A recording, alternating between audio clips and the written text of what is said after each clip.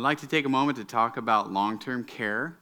In my Medicare and Medicare supplement portion of this speech, I talked about how it covers everything pretty much except for long-term care. It does not do a good job of that. And one of the interesting things about insurances is generally when you pay for them, you don't want to use them, of course. And we look at what we do insure. We all insure our houses for fire.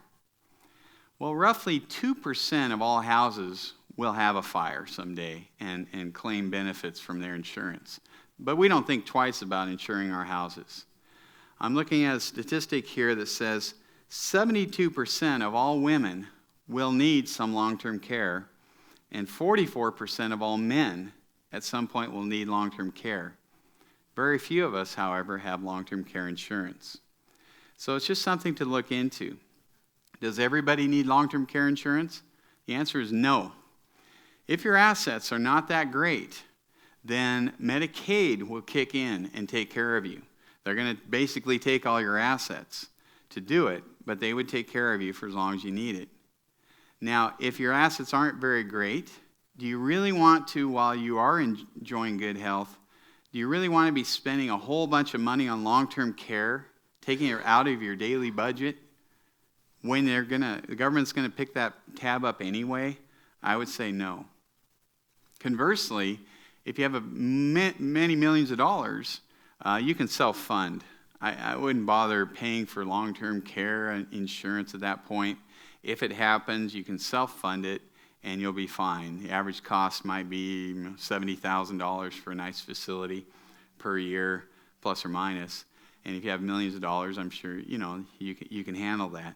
It's really for the people with in-between net worths that want to look at this tightly. Maybe you have $1 million net worth and you want to have a legacy plan. You want to leave money behind. You don't want to burden your kids with having to take care of you when you need it. So you want to have that care in place so that you don't put this burden on them and potentially leave them with a good amount of legacy assets. Those are the folks that tend to want to do long-term care. I will mention that you do have to qualify for it. You have to take a physical, so not everybody gets long-term care. And finally, there's two different kinds of insurance policy in this realm. One is the kind where you pay monthly, just like auto insurance. You pay every single month, and if you don't use it, you lose it. That's just the cost of the insurance. There's another kind where you can take a lump sum and put it into a long-term care plan, and that kind of hurts because it's maybe $100,000 or some portion of that. But in every case, you're going to at least, you or your heirs is going to get at least the $100,000 back. You can take it back at any time. If you pass away without using your long-term care, you're going to get more than $100,000 because there'll be a life insurance piece of that. If you need long-term care, they potentially could pay $400,000 to $500,000 of benefit on your behalf on your $100,000 that you put in there.